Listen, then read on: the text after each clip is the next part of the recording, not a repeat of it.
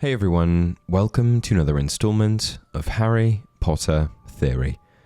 Last week I posted a video where I used AI to attempt to continue writing the Harry Potter story immediately after the fall of Voldemort, and the response was overwhelming to say the least. In fact, I got over 650 comments asking me to keep going, so today I'm going to deliver. Using my parameters, AI actually did a pretty good job at getting the story going again. And I know from the comments that a lot of you feel the same way. In order to keep all of this in the same video, I'm going to be reposting the first couple of sections from the last video. So if you've seen that already, then you can skip ahead to the timestamp on screen. And if you're curious about all of the parameters that I set, then check out the previous video. I asked AI to continue the Harry Potter story. What happens after Deathly Hallows? Anyway, let's dive into it. Chapter 37, The Silence After. Harry stepped through the doorway of the headmaster's office and into the dim corridor beyond. The torches along the wall flickered softly, casting long shadows across the stone floor. For the first time in what felt like forever, he wasn't running. He wasn't hiding or fighting or bracing himself for something worse. His feet moved of their own accord, through corridors he knew better than any place in the world, and though his legs ached and his eyes burned with exhaustion, he didn't stop. Neither did Ron or Hermione, who followed silently behind him, as if the three of them knew there was still one last thing they needed to do before rest could find them. They reached the entrance to Gryffindor Tower. The fat lady, who had returned to her portrait, now looked very much the worse for wear.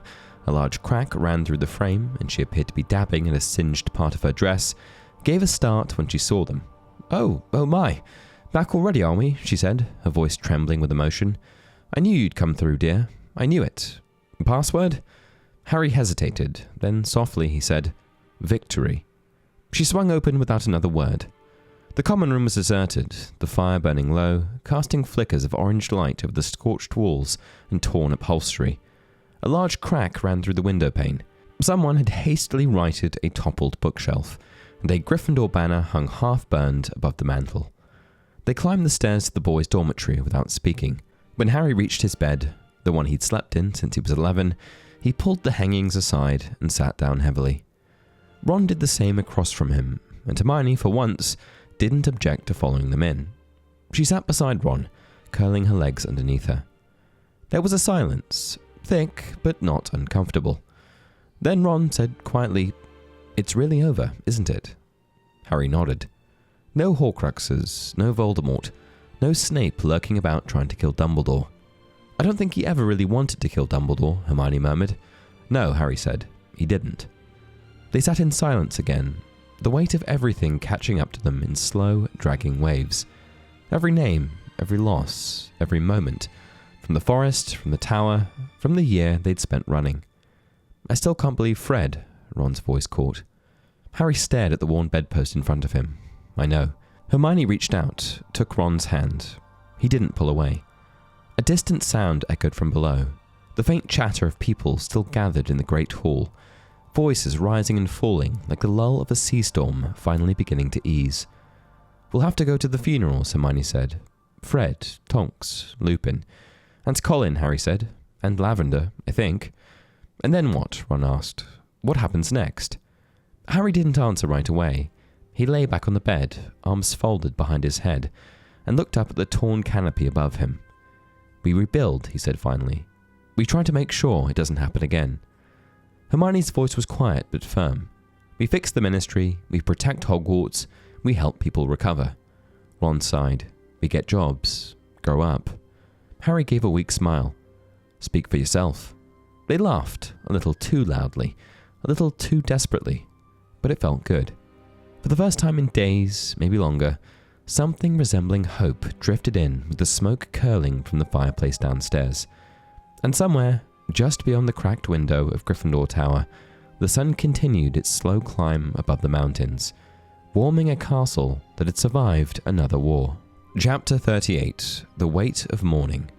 When Harry awoke, he wasn't sure at first where he was. The sunlight coming through the cracked window didn't feel real. Too warm, too soft, like something out of a memory. For a moment, he wondered if it was all a dream, if he'd wake up again to a tent, a mission, or the pull of the locket around his neck. But the ache in his bones told him the truth. the emptiness in his chest where Fred, Lupin and Tonks had once stood, and the silence, that particular absence of fear, told him something else. It was finally over.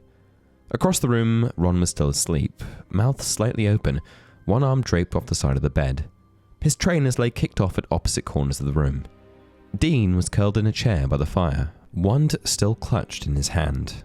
Someone had draped a blanket over him. Harry sat up slowly and reached for his glasses. His wand, lay beside him on the nightstand, whole once more. He picked it up and held it loosely in his hand, just feeling the weight of it, a familiar comfort, a returned friend. He dressed quietly, not wanting to wake the others, and stepped out into the corridor. The castle was quieter than usual, but not silent. Somewhere deep below, he could hear the muffled clatter of dishes and the murmur of voices. House elves, most likely, already back at work. Some things never changed. He passed shattered statues, scorched tapestries, and blood-stained stone as he made his way down toward the Great Hall. The damage wasn't just physical. It clung to the air itself, a heaviness that lingered in the shadows. When he entered the hall, the tables were once again rearranged, this time to resemble something between a memorial and a makeshift war council. Long rows of chairs had been set up, and rows of white draped bodies lined the front. Fred, Tonks, Remus, Colin Creevy, barely older than a first year. Harry stopped walking. His feet refused to go any further. Harry. It was Kingsley.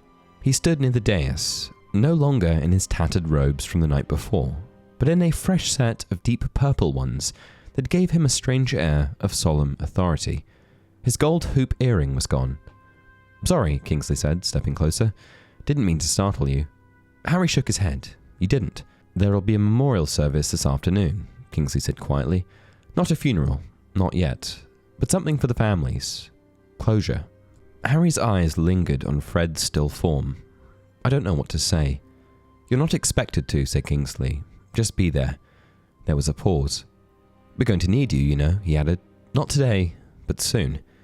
Harry turned to look at him. "I don't want a desk job," he said automatically. Kingsley gave a faint smile. "Didn't think you would, but people will be looking to you, not just as a symbol, as someone who understands what was at stake, someone who can keep it from happening again." Harry didn't answer. He wasn't ready to think about the future. Not yet. Not with George somewhere upstairs, probably still unable to speak. Not with so many names yet to be written on gravestones. Kingsley gave him a pat on the shoulder and moved off, his deep voice already offering comfort to a pair of grieving parents nearby. Harry stood still for a long time. Then he walked the length of the hall and sat down beside Professor McGonagall, who was nursing a cup of tea, eyes red, but spine straight as ever. Without looking up, she said, "Mr. Potter." "Professor." A long silence. Then, "You'll stay for a while?" Harry nodded. "Yes, as long as I'm needed." She placed a cup down and turned to him. "I suspect that will be quite some time."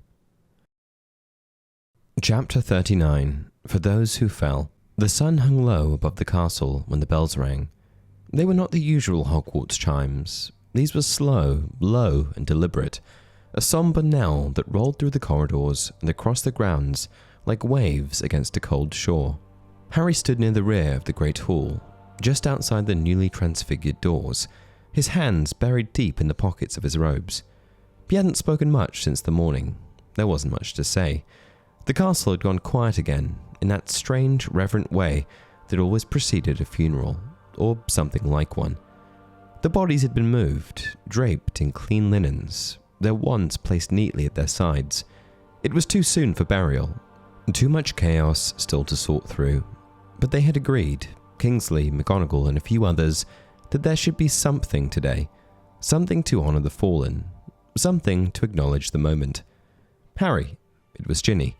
She approached him slowly, her hand brushing his as she came to stand beside him. They didn't hug. They didn't need to. For a long time, they just stood there, the sun casting long shadows at their feet, saying nothing. Then the doors creaked open, and the two of them stepped inside. The Great Hall had been transformed again. The house banners were gone, replaced by long black tapestries threaded with silver, gently rustling as if stirred by invisible wind. The enchanted ceiling reflected the grey-blue sky above, not stormy, but still and quiet, like a held breath. There were no chairs, no tables, just space and silence. Families stood together, hands clasped. Teachers in long robes lined the front, and at the center, a single raised platform. Kingsley stood there now, speaking. Not only those who fought and died, he was saying, his voice deep and unwavering, but those who resisted in smaller ways, who refused to give in, who kept hope alive in the darkest year our world has seen. His gaze swept the crowd, then rested, only briefly, on Harry. We stand here not to forget the war, but to remember the peace we now have the chance to create. Harry's eyes drifted to the platform. There were no coffins, no candles, just a stone slab, polished and bare, on which a list of names had been etched. Fred Weasley, Remus Lupin, Nymphadora Tonks, Colin Creevey, Lavender Brown, Severus Snape, and more. Names that blurred at the edges. Names Harry didn't know, but who had died all the same. After Kingsley finished, there was no applause. Just a pause, deep and respectful, followed by a slow procession. Families stepped forward one by one to press their hands against the stone. Some cried. Others said nothing at all. When the Weasleys reached the front, Harry almost looked away. George walked with his parents, his veil pale and unreadable. He stood at Fred's name for a long time, unmoving. Then, after a minute, he pulled something from his pocket, a single skiving snack box, slightly cracked, and placed it beside the slab. He didn't say a word. Ginny gripped Harry's hand tighter. Later, after the crowd had dispersed and the sky began to darken again, Harry found himself standing before the memorial alone. The air was cooler now, and the wind had picked up outside, whistling faintly through the broken windows near the entrance hall. He reached into his pocket and pulled out the shard of the two-way mirror, the one Sirius had given him, still cracked. "You'd have hated this," he whispered. "All the ceremony, all the speeches." The mirror, of course, said nothing. "I hope I did it right. I hope I did you right." Behind him, the great hall remained quiet. But for the first time in a long time, Harry didn't feel alone. Chapter 40, Stone by Stone. The next morning, Hogwarts awoke with a different kind of energy. Gone was the eerie stillness of the days following the battle. In its place came the low thrum of movement, cautious, persistent, and undeniably human. The castle, wounded as it was, had begun to stir.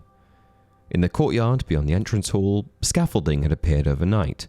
Charmed timber beams hovered in place where the stone archways had collapsed, and piles of rubble had been cleared into neat rows along the walls.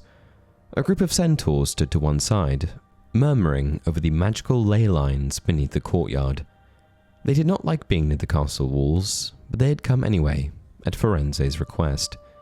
Harry stood on the stairs, watching as Professor Flitwick directed two Ravenclaw 7th years to levitate a fallen column. Professor Sprout crouched by the greenhouses, inspecting cracked glass with 3 Hufflepuffs and a pair of house elves. It was strange to see everyone working together like this, students and staff, auras and ghosts, ministry volunteers and creatures from the forest. But maybe, Harry thought, this was the real magic of Hogwarts, that after everything, they had come back. Ron joined him, brushing biscuit crumbs from his jumper. "Hermione's making inventory lists again," he said, grimacing. "I caught her color-coding stacks of cursed books." "Sounds about right," Harry said. "She's happy," Ron added quietly. "You can tell. Not like laughing at Neville's hat happy, but this is what she does. Fix things." Harry nodded. He understood that. It was what they all did, in their own ways. They walked toward the north corridor, where Neville stood knee-deep in a planter box, wand out, coaxing life back into a patch of trampled Mimbulus Mimbletonia. "Morning," he called, beaming. "This one still stings, so watch your step." "You rebuilding the greenhouse or launching a rebellion?" Ron asked, eyeing the spikes. "Bit of both, honestly." Neville looked sunburned and exhausted, but happier than Harry had seen him in months. Professor Sprouts asked if I want to apprentice under her next year. Might take her up on it. "That's brilliant," Harry said. "More like dirt-covered," Neville said, grinning. "But yeah, it feels right." He waved them on as another plant puffed up and released a hissing cloud of green steam. They found Hermione near the library wing, surrounded by piles of half-scorched books and rolls of parchment. Her sleeves were rolled up, and ink stained the edge of her jaw. "24 copies of Defensive Magical Theory survived the fire," Hermione said, scanning a list. Ron groaned. "Figures. The most useless book in the castle survives." Hermione gave a tight smile. "Most of the restricted section is still unstable. I found a cursed manuscript smouldering through a first-year's satchel. Something on advanced elemental transfigurations. I had to seal it in a triple-warded crate to keep it from reigniting." Harry raised an eyebrow. "You sealed it in a crate?" "It was trying to cast itself," she said, as if that were perfectly ordinary. There was a pause. "You know," Hermione added, glancing up, "I think I'd like to stay for a while, help finish repairs, maybe even teach." Ron nearly choked on his own breath. "Teach? You?" Hermione gave him a look. "I mean, of course. You'd be brilliant," he recovered. "You and McGonagall would have identical lesson plans by day 2. Hermione blushed, but smiled. Harry didn't say anything at first. He looked around the corridor, at the floating lanterns, the half-repaired portraits, the dust and the light, and the dozens of footprints leading back and forth across the cracked floor. He could see it, the slow restoration of a place he had nearly lost, and had fought to protect. "I think I'll stay too," he said finally. "Not to teach, just to help." "You sure?" Ron asked. "We could go back to the burrow, sleep for a week, eat until Mum starts hiding food." "I want to be here," Harry said. "Just for a bit longer." From down the corridor came the clatter of tools, followed by Peeves zooming past, dressed in a construction helmet and throwing sawdust on students' heads. "Rebuilding with rebellion," he cried, tossing a hammer at a startled Slytherin. "Mayhem is mandatory." Ron ducked. Some things, Harry thought, would never change. Chapter 41. An Invitation. Harry found Kingsley waiting for him in the courtyard at dusk. The scaffolding was now draped in deep blue cloth, charmed to hold back the wind, and the stones beneath their feet had been scrubbed clean. It was still very much a work in progress, but it no longer felt like a ruin. "Walk with me," Kingsley said, inclining his head.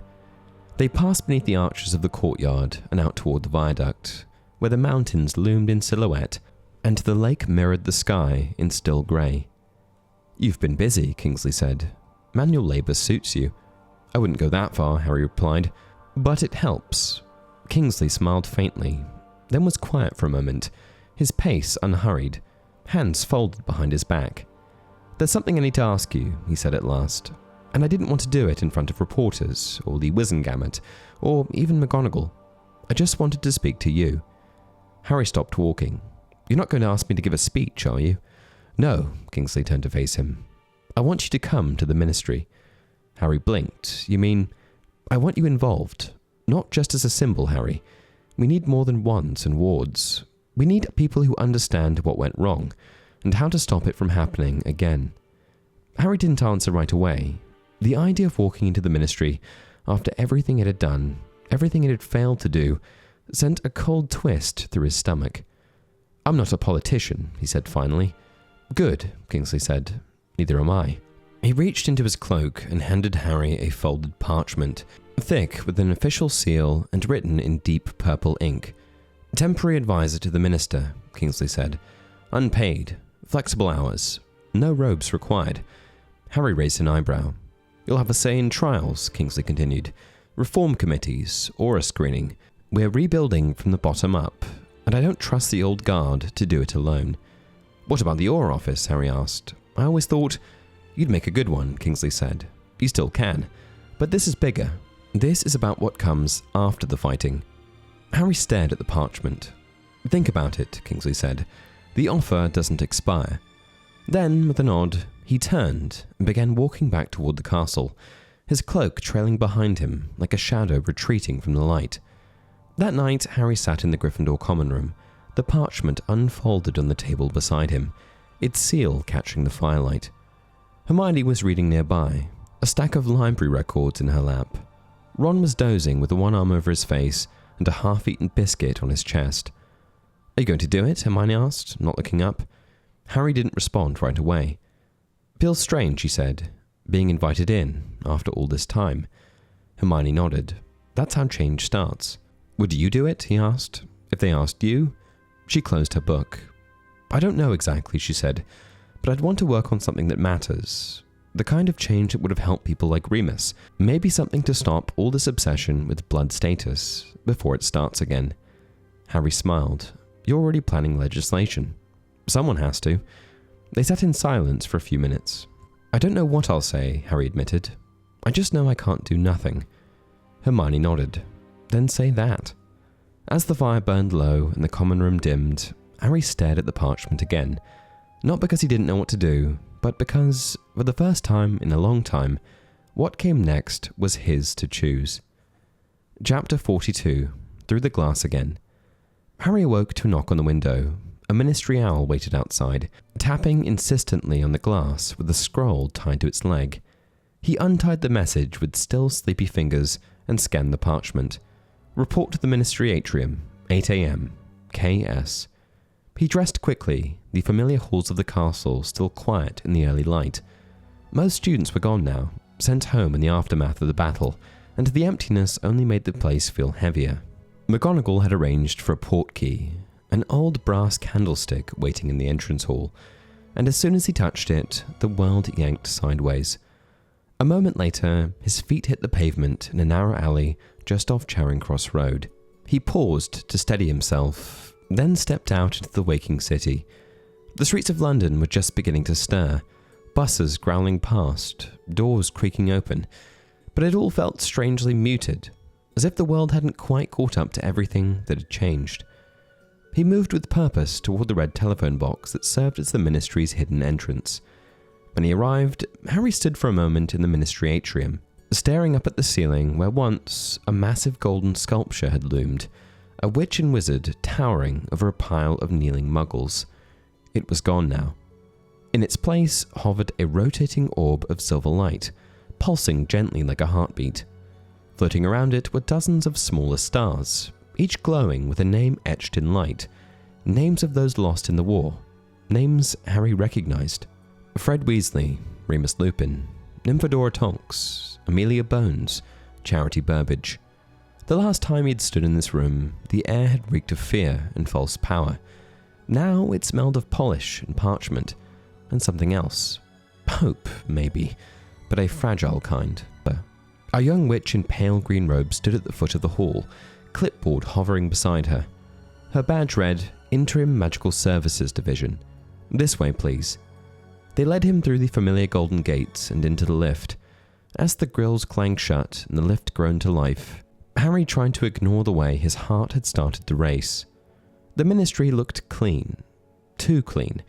Like someone had scrubbed the war off the walls without addressing the cracks underneath. Level 2, the lift intoned. Department of Magical Law Enforcement. Harry stepped out into a corridor that hadn't changed much. Still long, still lined with dark panelled offices and aura posters. But the faces he passed weren't the same. Younger witches and wizards with worried eyes, older ones with clipped voices and anxious expressions. There was no Umbridge, no Yaxley, no sense of who was truly in charge anymore, other than the man waiting in the conference room at the end of the hall. Kingsley stood near a wide, arched window overlooking the old Wizengamot chamber. His deep purple robes were traded for a simple black cloak. His expression was as calm as ever, but there was a new weight in his eyes. You came, he said. You asked, Harry replied. Kingsley gestured to the chair across from him, beside a low table stacked with files and documents. Harry sat. What do you know about the current state of the ministry? Kingsley asked. Harry shrugged. Not much. People are being rounded up. Death Eaters are on the run. You've been named interim minister. Correct, Kingsley said. And in the last week, I've received 15 different versions of the same problem. No one trusts anyone.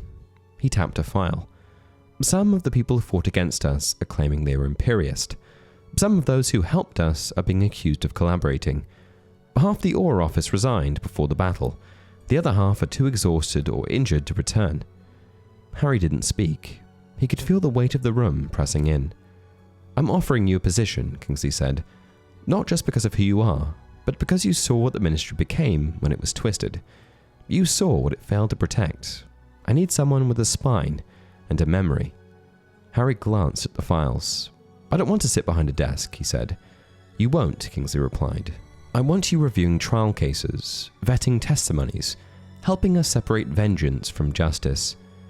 Harry thought of Draco, standing stunned in the Great Hall, of Narcissa lying to save him, of the Death Eaters who had fled into the night, and the ones who had stayed and surrendered. "You're not asking me to forgive them." "No," Kingsley said. "I'm asking you to help us decide who deserves forgiveness." He slid a thin folder across the table. "Here," he said, placing it in front of Harry. "One of many." Harry opened it. Inside was a brief ministry report and a photograph. A pale boy with sharp features and wary eyes. "Theodore Nott," Kingsley said. "Slytherin. His father was a known Death Eater. Azkaban, no trial. But the son, complicated, smart, kept his head down during the worst of it. Some say he helped other students hide. Others say he was designing magical contraband, shielding cloaks, disillusionment rings. Could have been protection, could have been evasion." Harry studied the photo. The face didn't look cruel, just guarded. "So what happens to him?" "That's the question," Kingsley said. "He hasn't been charged, not yet. But cases like this, they're everywhere. And I need someone who can look past the names and houses." Harry shut the folder. "You want me to decide what to do with these people?" Kingsley shook his head. "No, I want you to help me think it through." As Harry left the ministry that evening, the sky over London was turning violet. He stepped into the lift alone. No gold statues, no blood on the floor. Just the faint hum of magic trying to right itself. When he emerged in the atrium once more, he paused beside the silver orb at the center. He raised a hand and brushed his fingers through one of the drifting names, Mad-Eye Moody, and the light trembled, then settled again. Harry turned, tucked the folder under his arm, and disappeared into the hearth. Chapter 43, After the Ashes.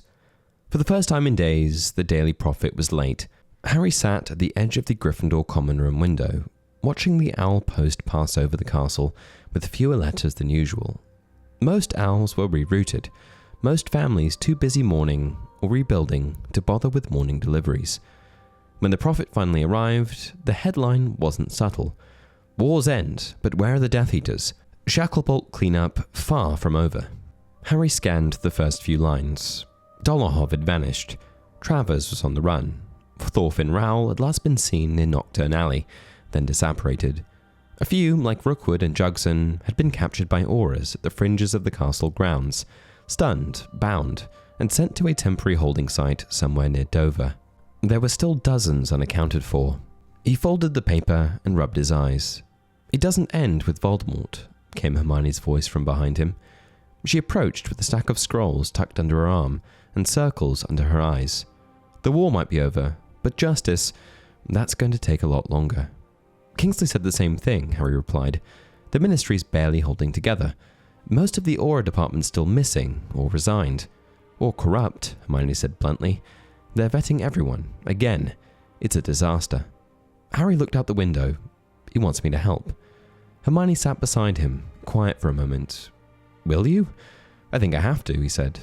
"Not because I want to, but because I can." Hermione nodded. She understood. She always did. Down in the Great Hall, what remained of the Order sat around a long table that had once been used for feasts. McGonagall, Kingsley, Bill and Arthur Weasley, Professors Sprout and Flitwick, and a few others who had stayed to help organise the mess left behind. Harry stood near the back as Kingsley unrolled a map of Britain.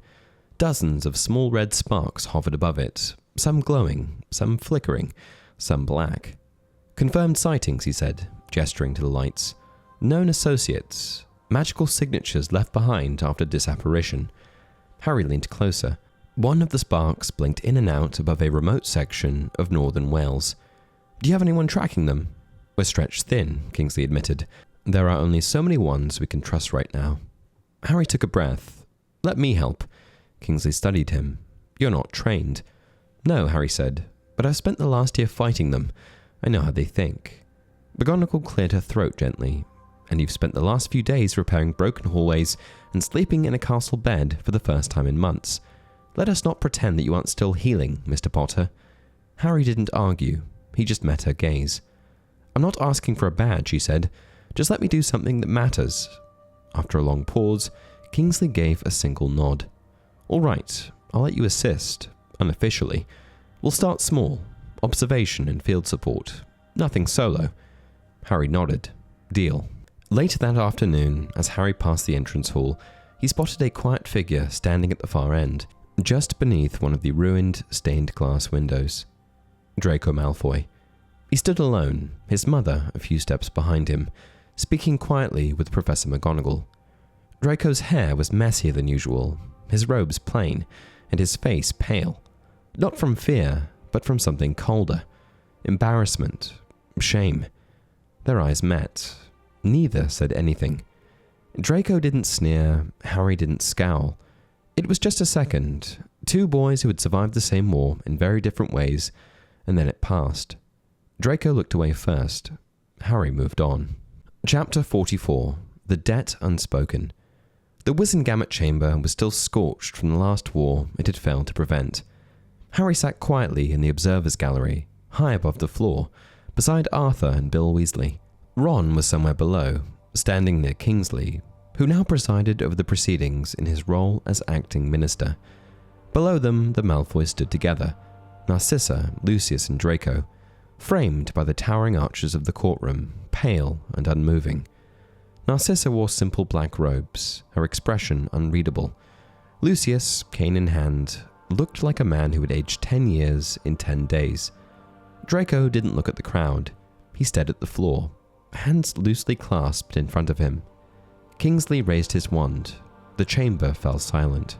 "These are not trials," he said clearly. "They are preliminary reviews to determine culpability, cooperation, and whether charges are warranted."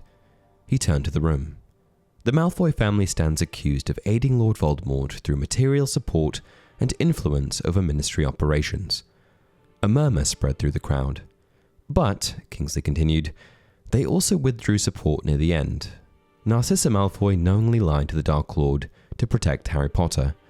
Draco Malfoy disarmed Albus Dumbledore, but later refused to identify Harry Potter when given the chance.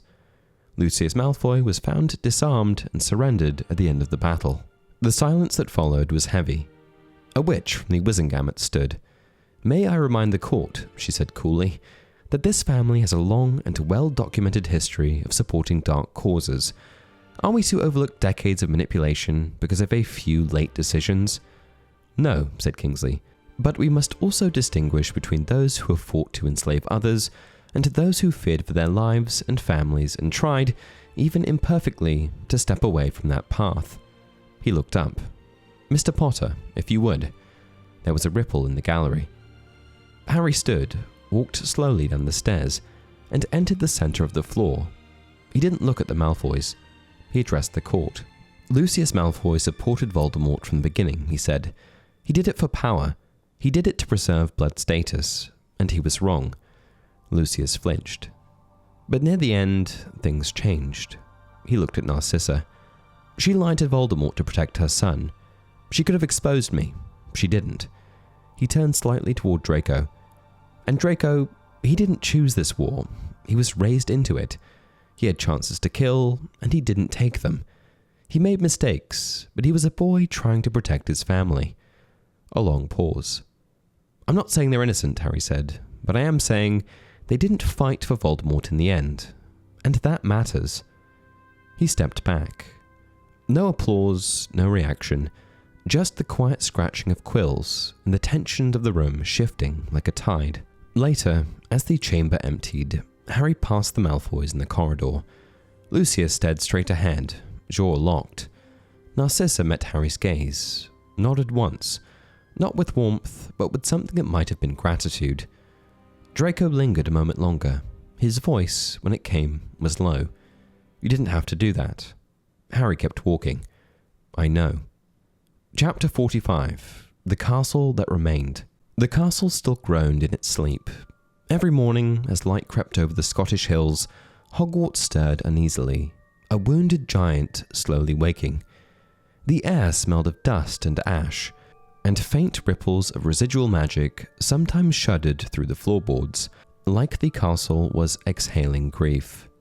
Some rooms had repaired themselves, others resisted. One of the north towers had collapsed entirely, burying a corridor of Ravenclaw dormitories. Hagrid had pulled out stone after stone with his bare hands, refusing to help until he found the suit of armor that used to bow at passing students. It was twisted now, dented beyond recognition, but Hagrid still dragged it out and set it gently by the entrance, patting it on the helmet. They all mattered, he muttered, even the ones that didn't breathe. McGonagall was everywhere. She moved through the castle like she was part of its structure, commanding, grief-stricken, fiercely composed. If she ever wept, no one saw it, but her wand barely left her hand. She restored windows with a flick, reinforced stairwells with silent incantations, and still found time to chide Peeves when he spelled the word victory onto a suit of armor using spoiled milk. On the fifth morning, Harry, Ron and Hermione met in the Great Hall, now stripped of its house banners and transformed into a makeshift command center. Desks from unused classrooms had been brought in. Scrolls, repair manifests, and enchanted parchment maps floated overhead. The enchanted ceiling had returned, though clouds still bled in and out of formation like memories. Neville appeared from a side corridor, hair wind-blown and his boots trailing soil. He carried a small wooden crate that smelled strongly of earth and something less identifiable. Greenhouse 5s were growing on its own, he said, brushing moss off his robes. Pretty sure it absorbed part of Avery growth charm during the battle. That good? Asked Ron. Neville considered. Well, the Valerian's walking now. He dropped the crate onto the table and joined them. Sprout's still recovering. She says she'll be back soon, but until then, I think I'm staying. You sure? Hermione asked. You could go home. Everyone would understand. Neville gave a tired smile. Hogwarts is home. That evening, the four of them stood on the astronomy tower, looking out across the grounds. Dozens of small magical lanterns floated on the lake, left from the morning's remembrance, one for each of the fallen. The wind carried the scent of honeysuckle and dust. McGonagall joined them quietly, her arms crossed, face unreadable. The Board of Governors is in shambles, she said after a long silence. Most of the Ministry's old oversight bodies are gone, but I've made a decision. We'll reopen in the autumn. Properly. Hermione blinked. Even with the damage? Of course, McGonagall said. Families will choose for themselves. Some won't come back. Some won't trust us. But Hogwarts has always stood, and it will again. She turned slightly. I won't ask you to stay. You've done more than your share. Harry looked to Ron, then to Hermione. We'll stay, he said, until it's ready. I can keep helping with the library, Hermione added. Ron hesitated, then grinned. And I've been getting really good at moving rubble. McGonagall gave each of them a small, rare smile. You'll always have a place here. Harry woke the next morning in the familiar quiet of the Gryffindor Tower. Outside, owls skimmed low over the lake. Inside, the castle breathed, quieter now. Not healed, not yet, but healing. And Harry knew in the quiet bones of the old tower that he wasn't walking away from this chapter. He was beginning it. Chapter 46, First Years. The early autumn wind swept in from the Black Lake, carrying with it the scent of damp earth and fallen leaves. The trees on the edge of the Forbidden Forest were already turning, deep gold, rust red, brittle brown. Beneath the brightening sky, the newly rebuilt towers of Hogwarts rose once more, proud and still healing. From the front steps of the castle, Harry watched the boats cross the lake. The water shimmered with the reflection of dawn. A single lantern hung from the prow of the lead boat, casting a soft glow over the bundled shapes of the first years huddled together. There were fewer boats this year, fewer students, 19 in total, the smallest incoming class in living memory. Looks wrong, doesn't it? Ron said, stepping up beside him with his hands deep in the pockets of his jumper. Feels wrong, Harry replied. After months of repair work, Hogwarts had reopened. The stonework had been restored, the portraits rehung, the Great Hall put back together, but no spell could undo what had happened within these walls. And though the war was over, the scars, physical and otherwise, remained. Parents had hesitated. Many still weren't ready to send their children back. Still, tradition mattered. The boats across the lake, the sorting hat ceremony, the castle trying, in its own way, to remember who it was before it became a battlefield. Hermione arrived, clutching a clipboard and a long scroll of parchment. They're ahead of schedule, she said. That's something. The sorting hat's still sulking, though. "It got set on fire," Ron muttered. "I would be too." The boats bumped gently against the shore, and Hagrid helped the small figures out one by one. His usual booming welcome was softer this time, as if even he was aware that shouting would only scare them. Some of the children looked awestruck, others nervous. One boy couldn't stop glancing at the castle, like it might vanish if he blinked. Hermione stepped forward. "Welcome to Hogwarts," she said warmly. "I know this place might seem a little big, a little strange, but it's full of magic and wonder, and from today on, it's your home." Her voice carried in the stillness, echoing slightly off the stone walls. Some of the students smiled, a few did not. Inside, the great hall had been rearranged again. The long house tables returned to their original positions, with flickering candles hovering overhead and the enchanted ceiling reflecting a pale blue autumn sky streaked with clouds. The sorting hat sat on its stool, slightly patchy, its brim twitching. From the back of the hall, Harry, Ron and Hermione stood quietly, watching. "Feels weird not sitting at the table," Ron said. Hermione, still holding her clipboard, replied, "It's not our place anymore." The sorting began. One by one, names were called. Children sat, hats placed, houses declared. There were no loud cheers, just polite clapping. Hogwarts was relearning joy, slowly, carefully. When the last student had taken their seat, Professor McGonagall rose. "I know this is not the Hogwarts you expected," she began, "but this castle is made of more than stone and spellwork. It is made of the people who walk its halls, and though you are few, you are not alone. Together, we will build something stronger, kinder, better." A hush fell. Then, from the staff table, Neville Longbottom began to clap. Slow, steady, sincere. It spread, student to student, until even the ghosts joined in. That night, long after the feast, Harry wandered the corridors one last time. Tomorrow, he, Ron, and Hermione would leave. The three of them had stayed through the summer to help with the rebuilding, carrying crates, re-enchanting staircases, scrubbing blood from the walls no one wanted to talk about. But now, their time here was nearly over. He paused by a window overlooking the lake. The trees swayed in the chill wind, golden leaves falling like soft confetti across the grounds. Hogwarts had changed, but maybe, just maybe, change was what it needed. Chapter 47. A Quiet Goodbye. The sky above Hogwarts was pale and overcast, the early autumn wind rustling through the castle's stone corridors. A gentle mist clung to the forbidden forest, and the lake shimmered under a blanket of soft grey light. Somewhere in the distance, owls hooted lazily from the owlery towers. It was the kind of morning that made time feel slow and heavy. Harry folded his last cloak into his trunk and let the lid fall shut with a muted thud. Across the dormitory, Ron was stuffing socks into the corners of his own trunk like they were rebellious gnomes. "Still don't know where my other Chudley Cannons jersey went," he muttered. Hermione, already packed, sat cross-legged on her bed with a book open on her lap, though her eyes hadn't moved from the same sentence in 10 minutes. The silence was companionable, but strange. This wasn't like leaving for summer holidays. There was no promise of return, no "see you next term." This was goodbye. "I thought it would feel different," Ron said finally, glancing around the room. "More, I don't know, final." "It does," Hermione said softly. Harry didn't speak. He just ran his hand over the edge of the trunk, feeling the familiar ridges of the old wood.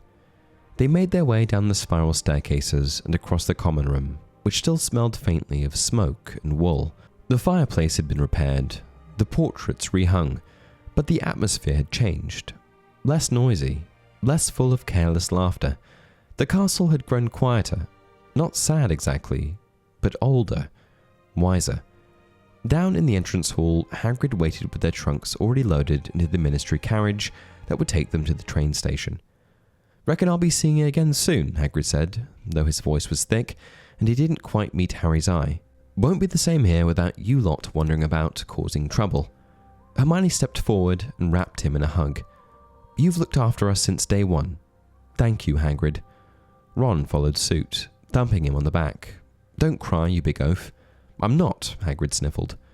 Harry was the last to step forward. He didn't say anything, just hugged Hagrid tightly. When they pulled apart, Hagrid gave him a look so full of pride and pain that Harry had to look away. Outside, McGonagall stood at the bottom of the steps in her deep green robes, arms folded.